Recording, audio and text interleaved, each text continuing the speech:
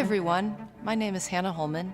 I'm a professional female cellist. I wanted to introduce you to some women cellists that I feel could use some more recognition. Today, we're going to be talking about British cellist Amaryllis Fleming. She is probably better known on the other side of the Atlantic, but I think that she's such a colorful figure that you're going to be happy to have learned about her. She was born December 10th in 1925. Amaryllis was the daughter of Ian Fleming. Eve was a very upper crust society lady. She married Val Fleming, a very wealthy Scotsman. They had 4 sons, 2 of whom were very famous writers. One was Peter Fleming, and the other one, yes, Ian Fleming. She had these sons, and then her husband Val went off to fight in World War I. He died, and in the will, because he knew that his wife had social climbing ambitions, he put that she would be cut off from her inheritance if she ever remarried. Of course, that made her kind of upset. She had a few relationships. She met the British painter Augustus John. He was a bon vivant, and people say that he might have had as many as 100 illegitimate children, if that gives you any idea what kind of guy he was. Eve wanted to capture him and wanted to have his child so that maybe he would marry her, but she knew what that entailed. She went off in 1925 on a very, very long cruise and came back with a little baby girl. She told everybody that this baby girl was adopted. It wasn't until Amaryllis was 23 and the rumors were going around college of who her parents were that she finally confronted her mom and dad and said, "Are you my parents?" And they finally confessed. So with all of that background, I think that really shaped her personality. She was a combination of rebellious and lonely, and she sought refuge in the cello and music. She started the cello when she was 9. Her mother had been a violinist and must have been a very good amateur violinist because her mother owned a Strad violin. She had a Ruggieri cello at the age of 14 and a Dodd bow. She went off to a girls' boarding school and went into London for lessons. Supposedly she would practice on the train.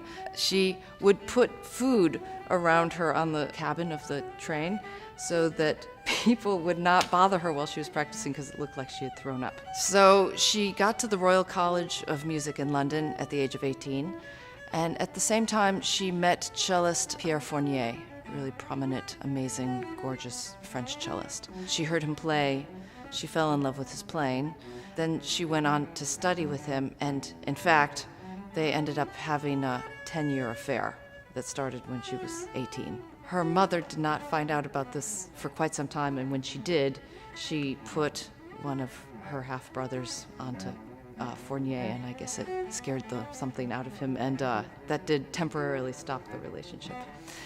Amaryllis won every prize possible at the Royal College of Music.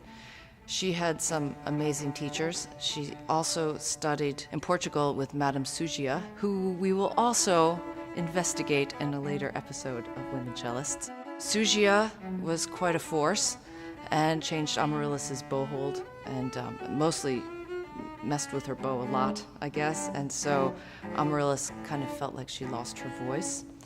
Fournier was kind of horrified when he heard her play again. She also studied a little bit with Casado, and at some point she went to Prague and studied with the great Pablo Casals.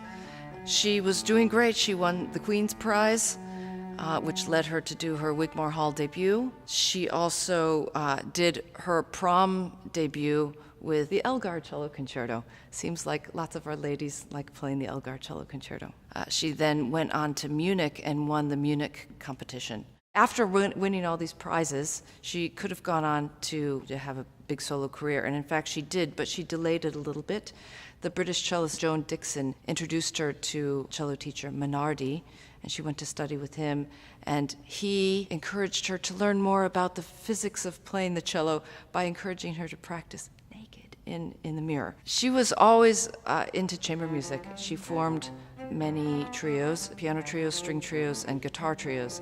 In fact, in her guitar trios, she played with Julian Bream and the guitarist John Williams. Right around the time of all of this, her brother, Ian Fleming, was starting to write the James Bond series, and you might recall the cello scene in the movie The Living Daylights. And in fact, in the original book, there's a direct quote about Amaryllis, and this again might be a little PG, but I'm going to read some of it, and then you can maybe go and investigate yourself. He says, this is Bond, "Why in the heck did she have to choose the cello?" Bond wonders. There was something almost indecent in the idea of that bulbous, ungainly instrument.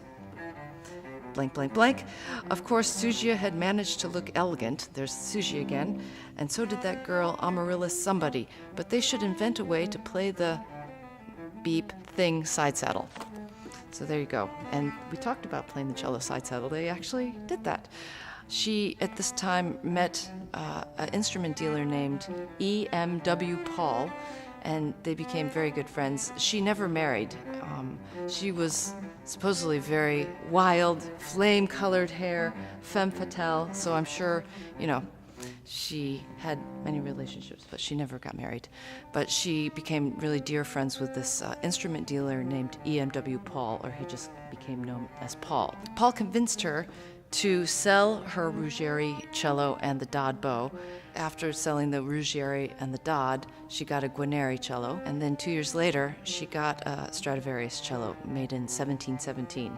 And the Strad still bears her name, the Fleming Strad. Perhaps the most interesting thing that she's probably best known for is that with Paul's help, they found an Amati cello. She became very interested in studying the music of J.S. Bach, and she and Paul decided to string this Amati cello as a 5-string cello.